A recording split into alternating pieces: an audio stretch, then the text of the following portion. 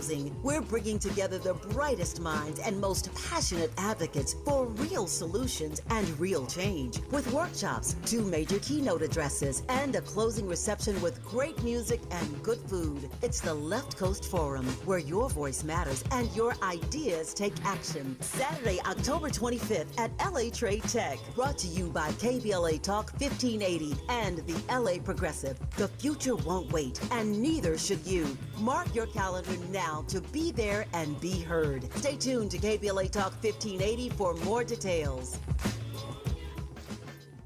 Attorney advertising. Prior results do not guarantee future outcomes. Founded in Los Angeles in 1986, litigation powerhouse Quinn Emanuel has deep roots in the Los Angeles community. Since 2007, we have litigated some of the largest fires on the West Coast. We are proud to be the only AmLaw 100 firm in the country to represent wildfire victims, giving affected individuals, families, and businesses the same focus and individualized attention we devote to our Fortune 500 clients. BTI Consulting has repeatedly recognized Quinn Emanuel as among the 4 law firms in-house counsel least likely to oppose in any litigation, and we are often deemed the most feared. And after securing over $80 billion for our clients in various matters firm-wide, we understand why. If you have been affected by the recent wildfires in Altadena and the Palisades and would like to discuss your situation further, please contact wildfire support at QuinnEmanuel.com or call us at 213-443-3050. Quinn Emanuel is proud to sponsor Conversation Live Altadena Rising with James Farr on KBLA Talk 1580. Attorney advertising. Prior results do not guarantee future outcomes.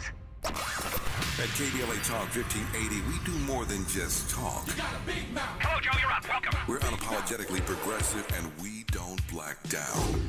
We don't, and neither should or will you.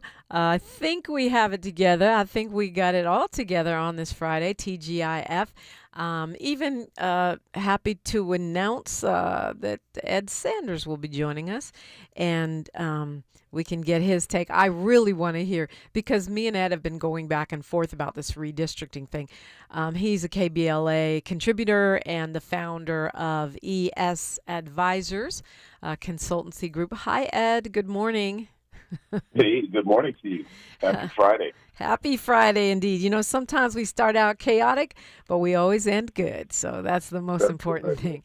It's not where you start; it's where you end up, right? Exactly. Well, good to hear from you this morning. Absolutely. So, did you see this? $118 million for the National Guard, and that's not even counting the hole that it's blowing in the budget of LA. That's the feds that are paying $118 million just for LA for the deployment of the military, which is illegal. Yeah, that's going to be, it'll be really interesting to see how that plays out nationally, right? Yeah.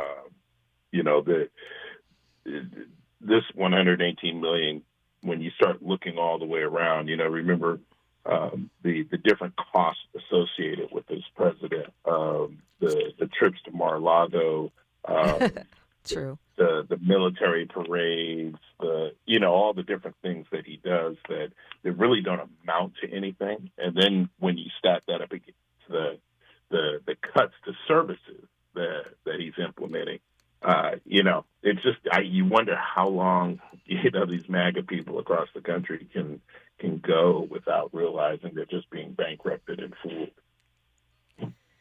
Yeah, well, that's a great point, and I think to me, I'm not saying the Dems should sit around and wait for this, Ed, but to me, this kind of overreach, overspending, while folks are losing their jobs because you say you're cutting the budget, it's going to backfire on them.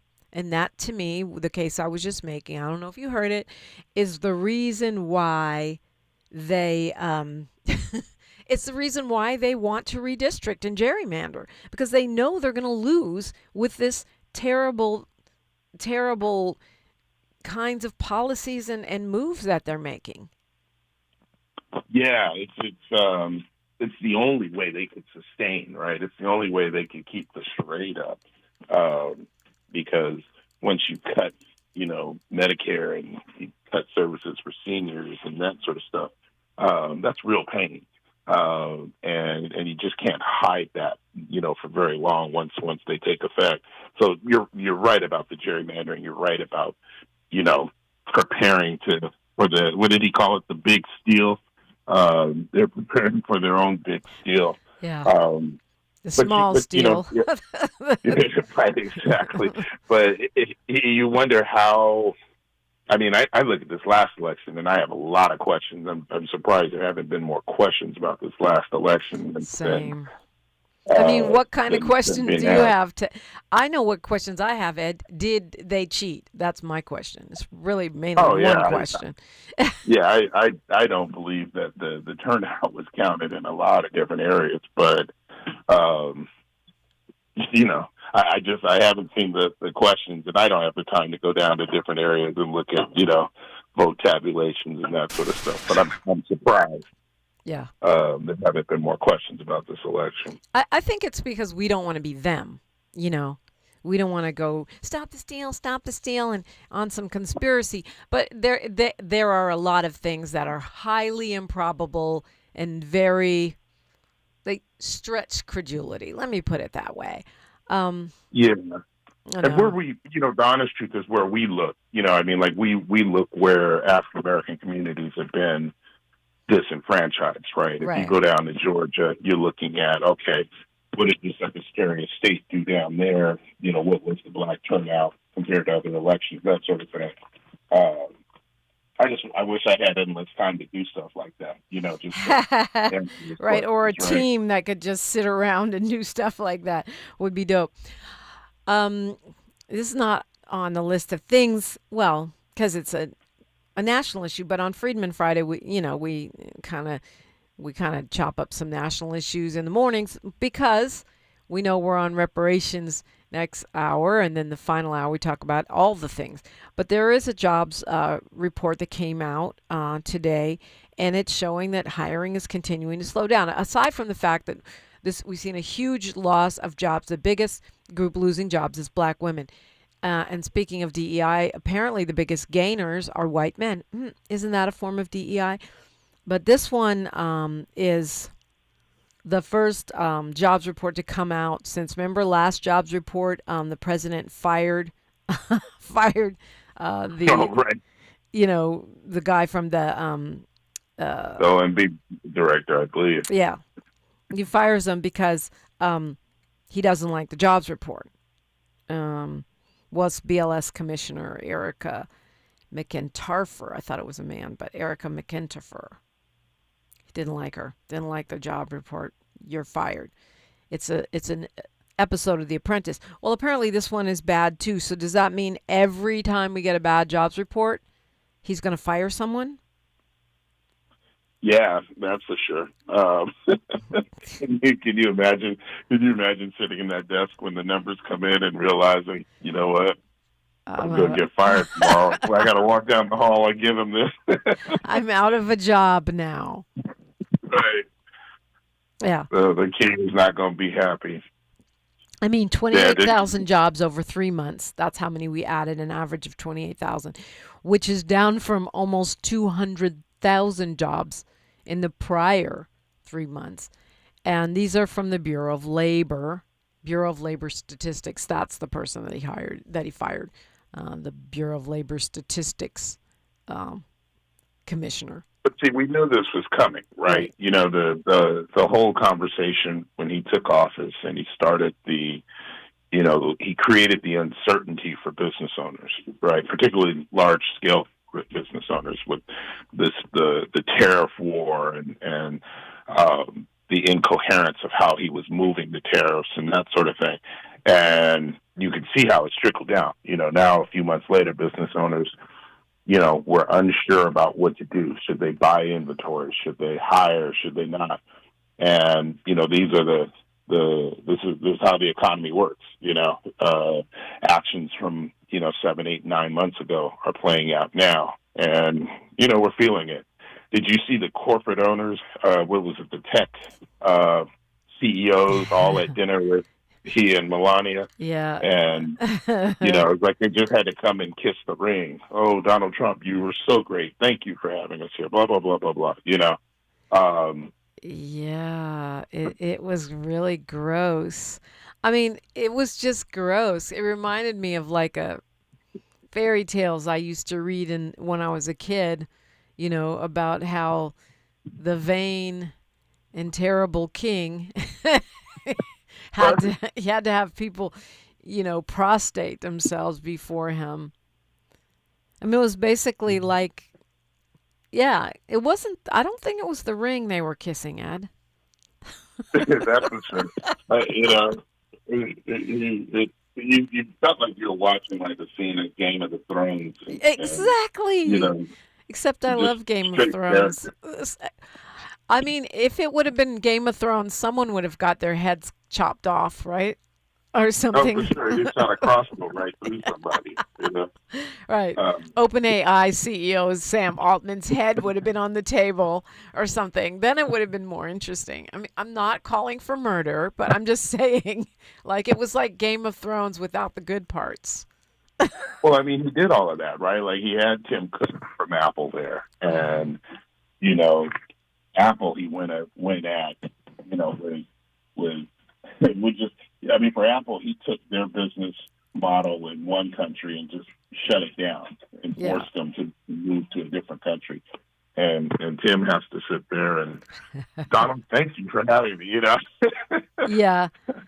It's just one of those things where you can't believe the audacity, and you can't believe that, these business leaders are sitting around the table actually doing this on camera. But clearly there's an incentive for them to do it, right? Like he's obviously leveraged them and forcing them into some positions. And now you look to see, well, first, who's getting wealthy? We know the Trump family is. We see them enriching themselves constantly. And now who's next? And now who pays the pain for it? Well, and also we know what they want. I mean, they want money. They want no accountability, no regulation. They want to feed your kids, porn and fascism and whatever gets the most clicks with no consequences. That's what they want. And that all adds up to big dollars. They want your data, and they're already getting it. And but here's the thing. No matter what, Trump is not going to be president forever. And the United States of America, I believe, will bounce back from this. But even if we don't, we're part of history. And this is going to follow you around for the rest of your life, that you acted like a little slimy weasel and had your nose all up somebody's cheeks. And that's your legacy, homie. So I hope it's worth it. Clearly it must be. It must be. It's not like the first term of Trump where you saw all those guys, retire. Right. What was the one that was the Secretary of State? It's so funny. I can't remember any of these names, but he had been like the CEO of Exxon or something like that. And you just thought he was there, to be Trump's guy. And he ended up walking away with some level of, I guess, dignity. There's none of that happening this year. Musk wasn't there. Elon Musk wasn't there. He said he was invited, but he couldn't make it. That sounds like a load of bull. I mean, you practically lived in the White House for the first few months, so now you're just too busy. You're too busy to go kiss the ring with the tech bros. Sus. That's highly sus. Anyway, Ed Sanders is here. You're invited in, 800-920-1580. That's the number. We do have a lot to talk about. KBLA, Talk 1580. Say the quiet part out loud. KBLA Talk 1580. KBLA Talk 1580. We've got a lot to talk about.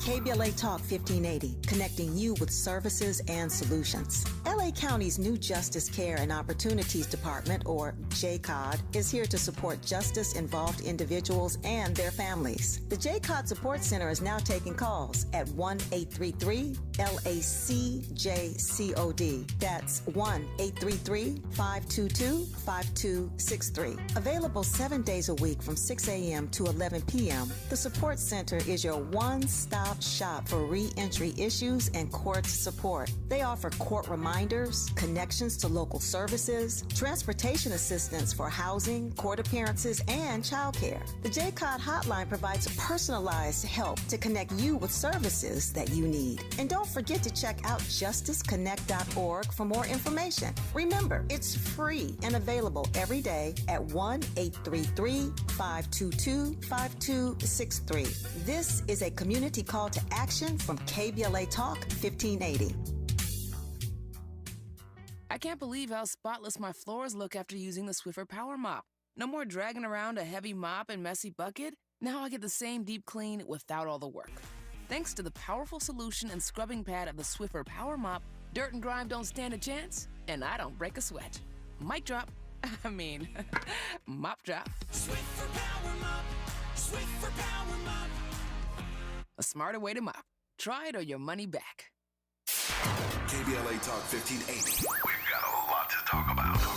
KBLA Talk 1580 is committed to self-care and community well-being. Walk Good LA was formed in June 2020, inspired by the Black Lives Matter movement and the beginning stages of the COVID-19 pandemic. What began as a few minutes of breath work and yoga meditation before protests against police brutality turned into a safe space for the community to heal in hard times. The immensely positive response from the community transformed the momentum into a movement. Today, Walk Good LA is a Black and Brown-led community wellness organization based in Los Angeles. They provide spaces for healing through community yoga classes, guided meditations, hikes, run clubs, and other activations throughout Los Angeles that attract hundreds of members weekly. With the help of Propel and Michael B. Jordan, they now have a yoga and wellness studio in Los Angeles called the Walk Good Yard. To join their mailing list and connect with healing spaces, please visit walkgoodla.org. That's walkgoodla.org.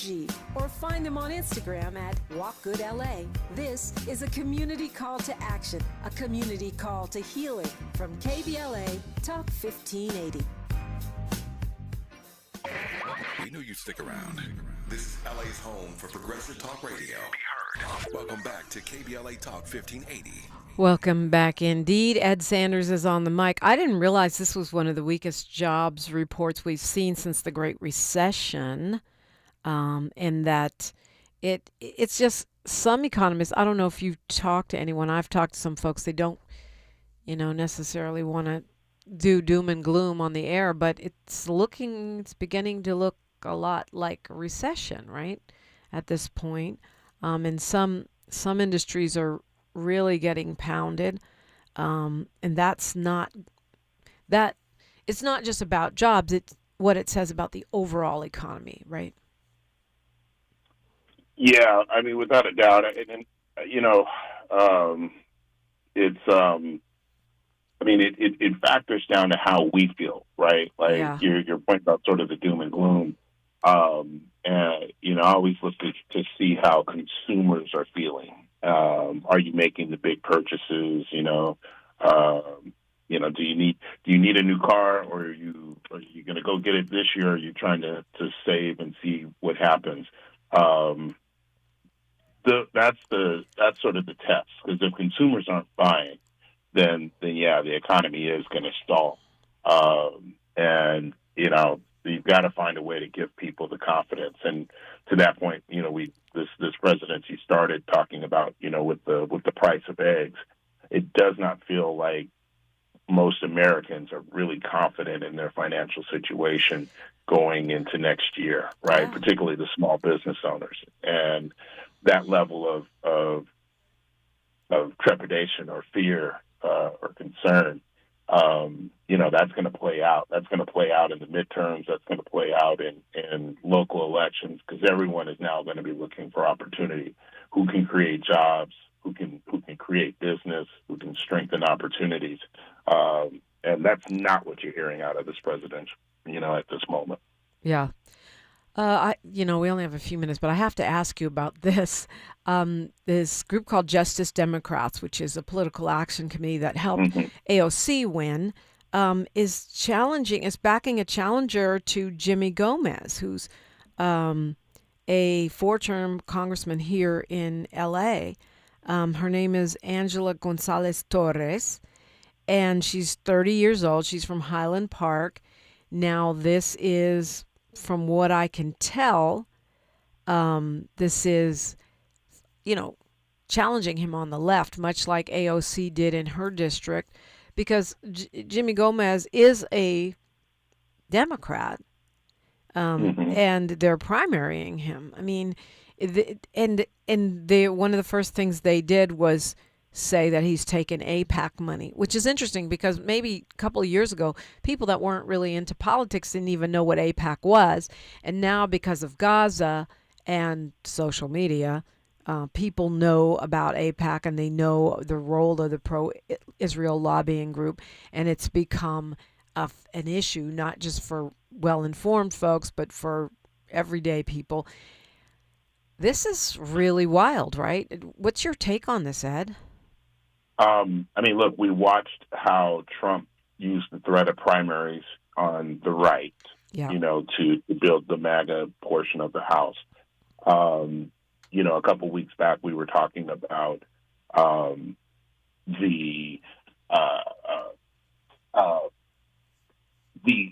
what could happen for Democrats, right? We were talking about gerrymandering and whether or not Democrats could take seats.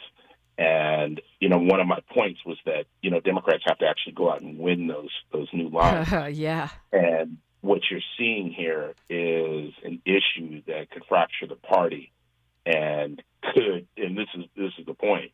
These primaries, this is probably just the first, but very particularly this issue of Gaza and AIPAC money is, you could see someone like a Hakeem Jeffries lose the speakership if there's a surge of new members across the country. I mean, his nickname is AIPAC Shakur. I saw that. That's hilarious to me. It's hilarious, but I mean, it's something you would not have seen at all just a couple of years ago, right? And and so I don't know. Does this make Dems stronger if they've got to fight for these seats, or is it going to weaken them as they are divided intra-party? I mean, there's a side of me, and I don't know Gomez well, but I know that he was a supporter of Mayor Bass, and I've seen him out, on the front lines in things that I thought were important. But Gonzalez Torres was an intern, apparently, in the Bass administration. She's a union organizer. So basically, it's setting up an AOC type situation where you have an incumbent who's more moderate being flanked by somebody who could be described as a member of the progressive wing. Sure, but we've seen it play out locally in local races for city council as well. True. All of this has to play out, right? And while we just raised one issue, the other issue that we did talk about are people's opportunities. And Jimmy's a good guy. I've known Jimmy for years. Does a lot of fantastic work. But every election is just that. It's an election. And so folks got to go before the people. You got to lay out what you're going to do, what you want to do for the district and the constituents, and let folks decide.